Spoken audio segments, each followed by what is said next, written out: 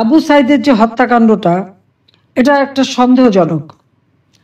তারা যেভাবে একটা ভিডিও করে পাঠালো, হ্যাঁ, এতে সকল মানুষই কিন্তু বিভ্রান্ত হয়েছিল এবং সকলে সহানুভূতিশীল হয়েছিল। কিন্তু যদি একটু লক্ষ্য করেন যে যার গায়ে 4টে গুলি লাগে তার তো সেই গুলি থেকে রক্ত ঝরবে, তার গায়ে কিন্তু কোনো রক্ত ঝরেনি। শুধু সে যখন লাঠি নিয়ে পুলিশকে মারতে যায় তখন মাথায় একটা আঘাত লাগে, সেই আঘাতে মাথার পিছনটা কেটে যায়, একটু ওই ঘাড়ের কাছে রক্ত পড়ে, কিন্তু গুলির খাওয়া কোনো রক্ত তখন না রাস্তায় পড়েছে না তার শরীরে, কিন্তু তাকে টেনে নিয়ে যাওয়া হলো। প্রশ্ন হচ্ছে, এই টেনে নিয়ে কোথায় গেল? টেনে নিয়ে কোথায় নিয়ে গেল?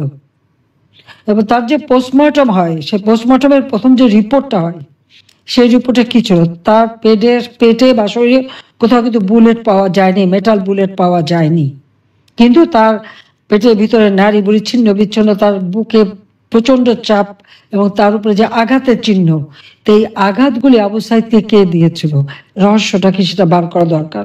এটা মানুষকে জানতে হবে। এবং তারপর সে মারা গেল, আর সব দায় দিল আমাদের উপর। সরকার শেখ হাসিনা তার খারাপটা সবাই দেখে, ভালোটা কি কেউ দেখে না? মেট্রো আর ফেলায় যদি ঢাকার শহরে যদি না থাকতো তাহলে ঢাকার মানুষ জায়গাতে বন্ধ, নগদ বন্ধ, সামনে যাইতে পারতো না, পিছু যাইতে পারতো না। আমি প্রমাণ, আমি তো ওইসব কর্ণফুলী টানেল, ফায়রা বন্দর, মেট্রো রেল, এই সরকার কি না করছে? প্রতিবন্ধী, বিধবা, বয়স্ক এমন কোন লোক নাই যে না পাইছে, যে পাওয়ার দরকার তারে দিছে। একটা মানুষে 90টা ভালো কাজ করলে তার 10টা খারাপ কাজ থাকে।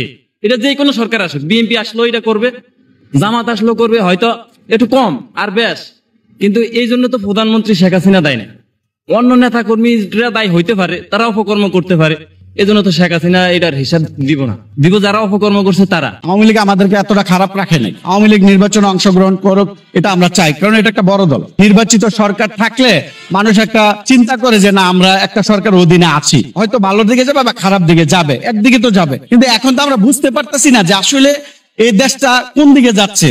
এখানে যেহেতু নির্বাচিত সরকার নাই, অবশ্যই প্রত্যেকটি মানুষ একটা নির্বাচিত সরকার চায় বলে আমি মনে করি। আসলে কি আমরা বাঙালি খুঁজে পাচ্ছি না এই প্রশ্নের উত্তর। অনেকে স্বার্থের জন্য অনেক কিছু বলতে পারে। আসলে আমি ব্যক্তিগতভাবে বলি, আমি রাজনীতির সাথে কোনো জড়িত নই, আমি একজন সাধারণ মানুষ। এখন যে সংস্কার বলে, হ্যাঁ, আসলে সংস্কার বলতে কি বোঝায়? তাই আমি মনে করি সংস্কার ওইটাই চাচ্ছে যে এই দেশটাকে কিভাবে দাবায় রাখা যায়। এই দেশটা মাথা উঁচু করে দাঁড়ানোর একটা স্বপ্ন দেখছিল, বাঙালির জনগণ বুক ফুলে চলতে পারছিল, সারা বিশ্বে মাথা উঁচু করে দাঁড়ানোর একটা অবস্থা তৈরি হয়েছে। এই সময় দেশটাকে কিভাবে ধ্বংস করা যায়, নিশ্চিহ্ন করা যায়, সেটা চলছে।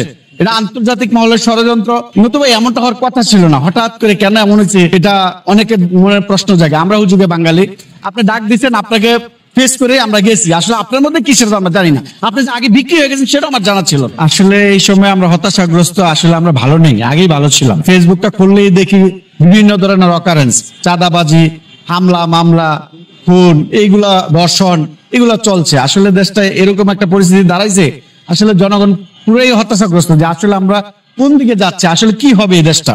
আমরা কি আসলে খেয়ে পরে ভালো থাকতে পারবো আগের মতো, নাকি আমরা আবারও রসাতলে যাচ্ছি, আবারও সেই পূর্বের পাকিস্তানের মতন ওইভাবেই অস্বাধীন হয়ে রয়েছি? কোন ধরনের স্বাধীনতা, এটা আমরা জনগণ আজও বুঝতে পারতেছি না। ওপেন মিডিয়াতেও দেখতেছি যে ওপেন চাঁদাবাজি করতেছে। হ্যাঁ, আগে শেখ হাসিনা দোষ ছিল যে কি উনি মনে এগুলা করে, আসলে উনি করায় না, বা তারা নিজের একটা সংগঠন, ওই সংগঠনের জন্য তারা হয়তো কিছু একটা নিত খরচের জন্য বা কেমনে তারা তাদের মতো করে। কিন্তু এখন বর্তমান পরিস্থিতিতে দেখি যা আরো দল আছে, শুধু যে আওয়ামী লীগের দল তা না, আরো দল আছে। এখন এক দল নাই আরেক দল নিচ্ছে, এমনটাই হচ্ছে।